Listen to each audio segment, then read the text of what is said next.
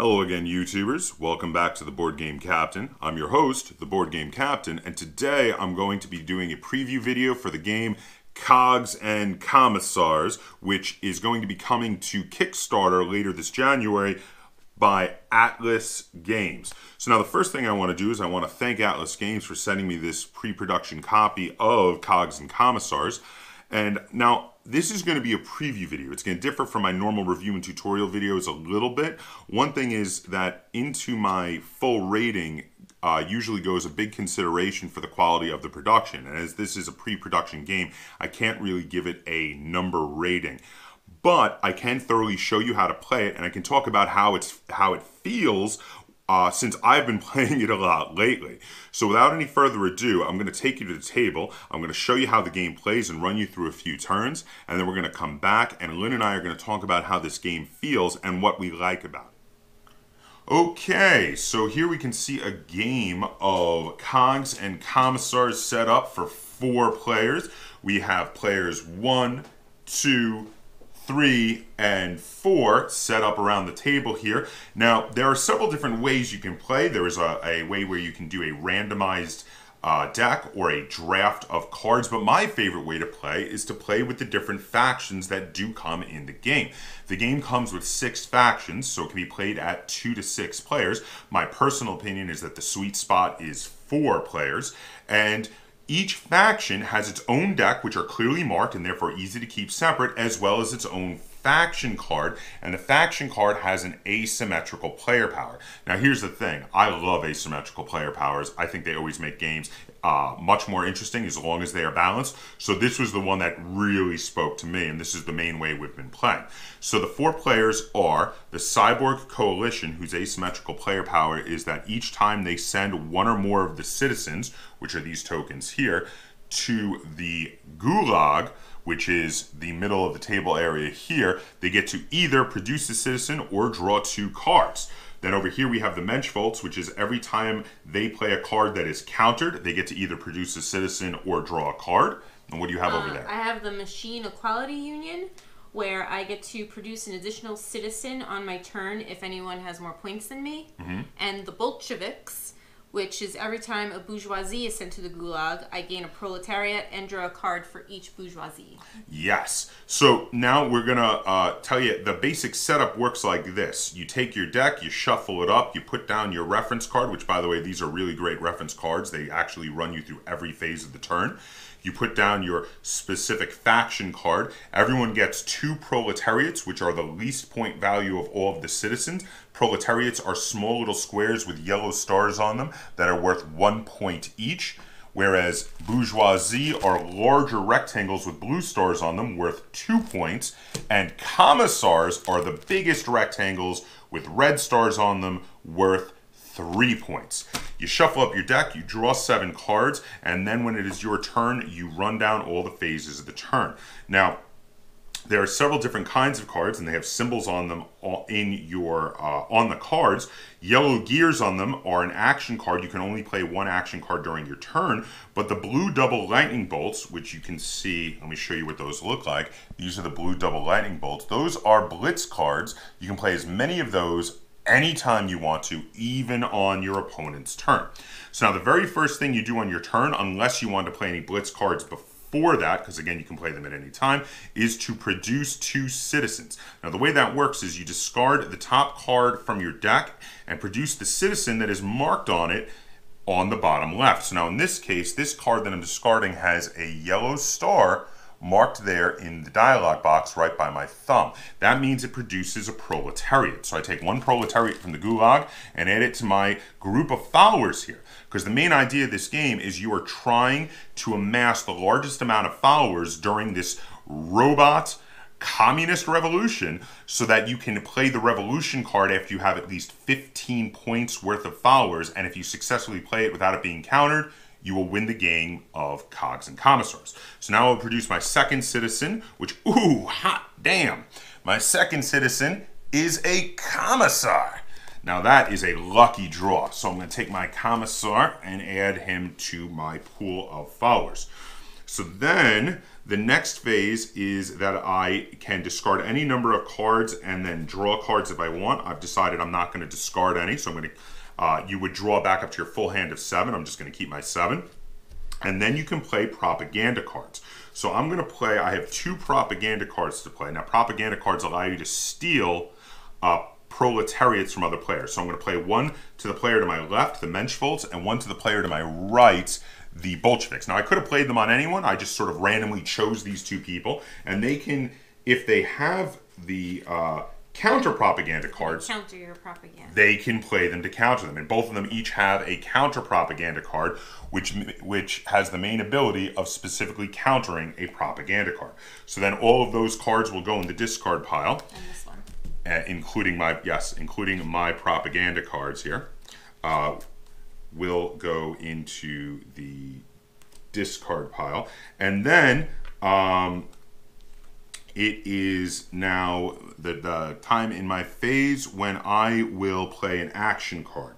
So I'm going to play Collectivize Workers, which says I get to take 1 proletariat from every other player. So now the players need to see if they have the ability to stop me from taking a proletariat from them with a counter card of some kind. And if they do not, which this player doesn't, then I get to steal 1 proletariat from every player, which is pretty big. So at that point, I am done. I'm not going to play anything else. I'm just going to say next. So now it is the Menschvolks player's turn to go. And the Menschvolks, they're going to take a look at what they have here. And the first thing they're going to do, of course, is produce citizens. So their first card produces a proletariat. And their second card produces a bourgeoisie. Oh, very nice. So they get a 2-point bourgeoisie there. Then they are going to, let's see.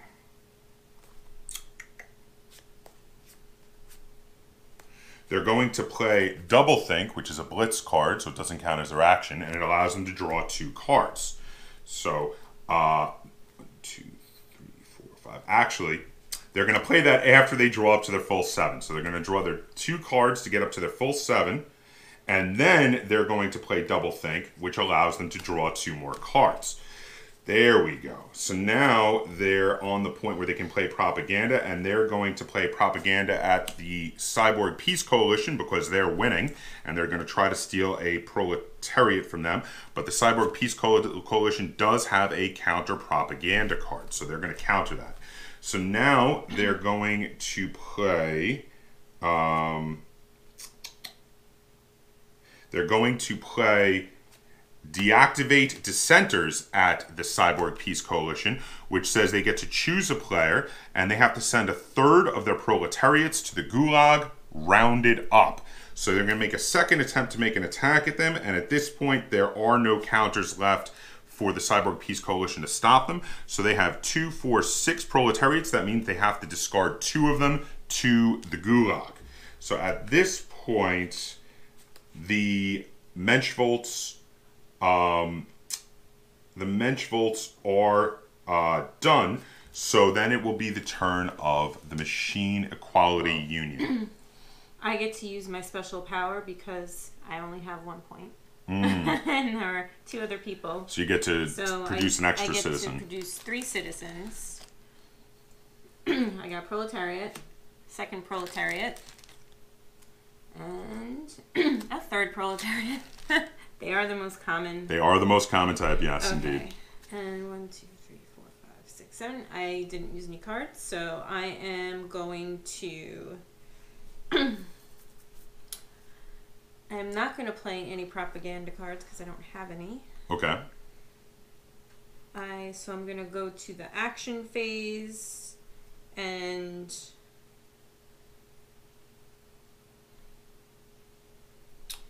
I'm going to play Hire Assassin. Ooh. It says send any citizen to the Gulag. I'm going to send your commissar to the Gulag. Well, I can't stop you. I have no counter, so the commissar goes to the Gulag. So now are you finished with yes. the Machine Equality Union? So now it is... then I move on to the Bolsheviks. Yes, the Bolsheviks. And, oh, I gotta produce 2 citizens. Ooh, I get a commissar. Oh, very nice. And a proletariat.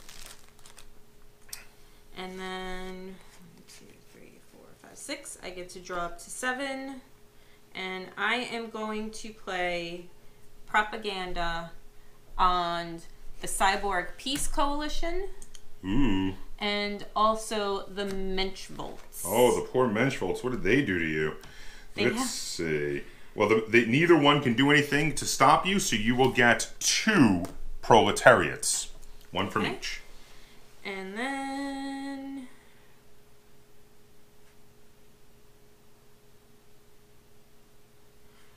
Then I am going to play...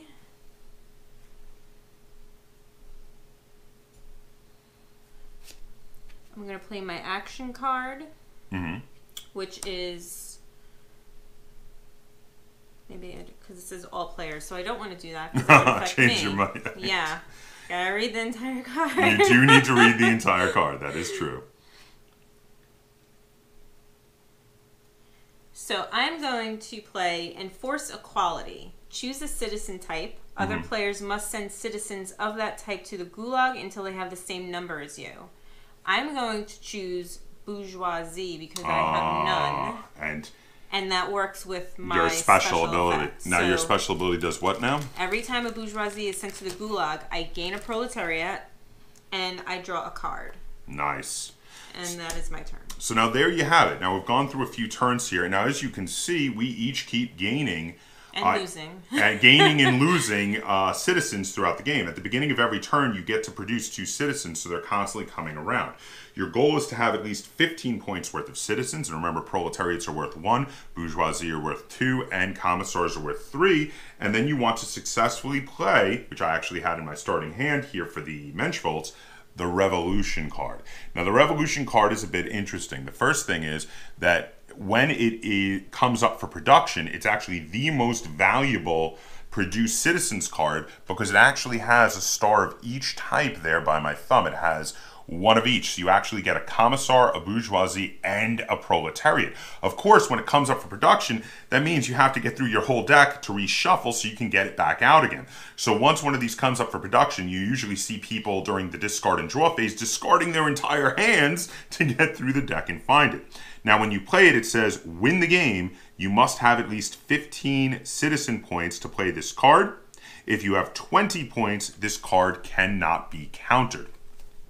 So you want to have 15 points worth of citizens in your pool. You play it, other people try to counter it, but if you've gotten to the point where you have 20 and you play it, they can't even do that. And then you win the game of Cogs and Commissars. So now let's head back over, and Lynn and I are going to talk about how this game feels, and we're going to give a general idea of what we like or don't like about Cogs and Commissars.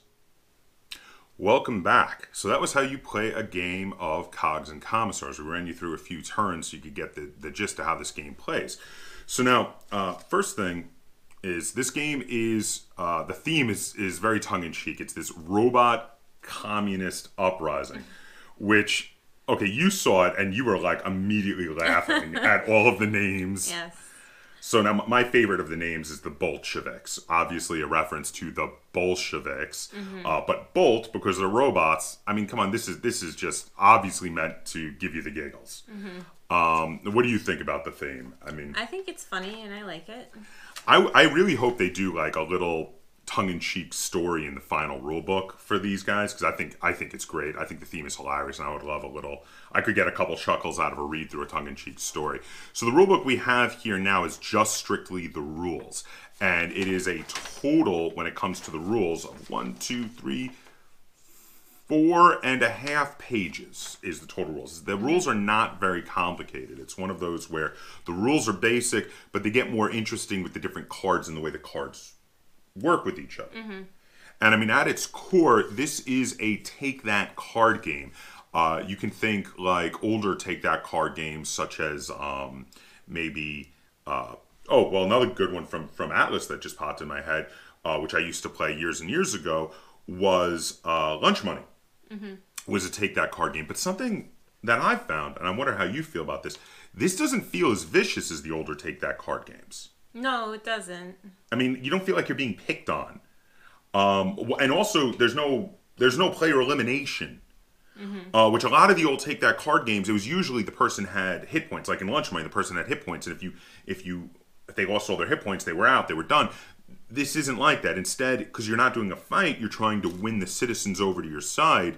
If you lose all your citizens, you're getting more citizens on your next turn. That's one of the things that I really like, is that every turn you constantly get the thing you need to win. Yes. It's not dependent on how well you can play or what cards you draw. You're just going to get them. And then there's a crazy swing back and forth as we've been playing this game. The person in last place will often play some cards that go from last place to first place, sometimes in one turn. We've seen that happen where people play the right cards and no one's ever out of this game. You can always make it back, and that's also really cool too, because you never feel like it's hopeless. And just having the 15 points isn't enough. You have to have the 15 points and get the right card and play it and have it not be countered also. Though I do like that mechanic of when you have at least 20 points, that then no one can counter it. That keeps the game from dragging on too much. Well, and there's a card that says the next card you play cannot be countered. Yes. So if you can get that and the Revolution and 15 or more citizens, then you're 15 points worth of citizens. Then yes, you just win. So now, all right. So I said I'm not going to rate this game because I can't tell, because I don't know what the actual final production quality is going to look like, and that does go into my rating. But we can talk about how this game feels, and at least from a gameplay perspective, on what we like about it versus what we don't like about it. So first off, I've got nothing glaring that I don't like about this game. How about you? No, I have nothing to complain about, and that's rare. I'm a complainer. You are a complainer. So now okay. So things I like. First off, options in this tiny little rule book. They have multiple options for how to play. You can play with the specific factions, which immediately jumped out to me, and I was like, wow, that's great. But if you're more of like a person who's into collectible card games and likes doing a draft, they have rules in here for doing a draft. You have one big group of cards and you deal them out, and then you choose some, and then you pass them on to the next player, and you do a draft to make your deck. You can choose not to use the variable player cards and not play the different factions if you don't like them.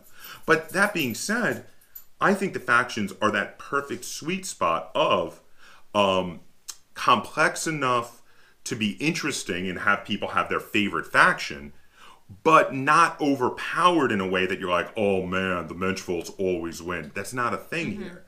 So I really like those. And then they also have, they have an option here to just play a random deck. You just deal a random number of cards out to everybody, and that's your deck. So I love when games provide lots of options like that. That's the first thing I want to draw to. The second thing we already talked about is that it doesn't feel vicious. They managed to make a Take That style game that somehow doesn't feel vicious, doesn't feel like you're being picked on, which is really cool. I thought of one kind of negative I can put in, which is we've tried this at a few different player counts, and they are going to be saying this is a 2 to 6 player game, and it's not really a negative. It's just that the game doesn't play as well at 2 players. I think 2 players, it works fine at 2 players, but possibly you might not. I know you like the variable player powers, but it might work better if you don't play with them, because with them it was kind of like, it might have just been the factions we chose too. Didn't really work well at 2 players. Because they're usually meant to affect a lot of people. Yeah. Well, I mean, this is a 2 to 6 player game, and it functions at 2 players. There's no altering of the rules for 2 players. It functions. It just seems like it's more fun with 3 to 6, and I think the sweet spot's at 4. I really like this game at 4 players, and the reason is, at 4 players, you've got lots of variety of targets. You've got lots of people for those cards that say they affect everyone. Because like in a 2-player game, it's like all other players give you a proletariat. Well, that's you. Right. But in a 4-player game, it's like you, and you give them. Unless someone can counter it. And then that's the other thing, is there's more people to counter it. I think higher than that, it starts to slow down a little bit because there's more time waiting for your turn 4 players is still not too much time waiting for your turn. Get up to 6, it's a little too much downtime for me. But and at 2 players, there's not enough dynamic activity back and forth. So I really like this at like 3 to 5, and for me 4 is like the sweet spot. What do you think on that? I agree with that. Nothing else to add on that? No. All right, so there you have it. Now, I can't wait to see what the final production is going to look like on this when they start showing pictures for the Kickstarter. Now, I know I said I can't review it until I see what it actually looks like in my hand. But let's be honest, Atlas Games has been hitting it out of the park lately. Their production has really been good. So I'm excited to see what they're going to do with this, and I'm probably going to kickstart this one when it comes to Kickstarter myself. So because you really like it, I like it. We played it with our regular gaming group. They liked it. So this is one I think I do want to have the final production copy in our collection. I want to copy this game. So there you have it. So if you have any questions, comments, or concerns on Cogs and Commissars, be sure to put them in the comments down below. And if you enjoyed this video and you'd like to see us do more like it, be sure to give it a like, share it on all forms of social media, and subscribe to the Board Game Captain. That's Captain spelled with a K on YouTube, and hit that little bell icon on my channel so that you get alerts every time I upload a new video. And until next time, game on.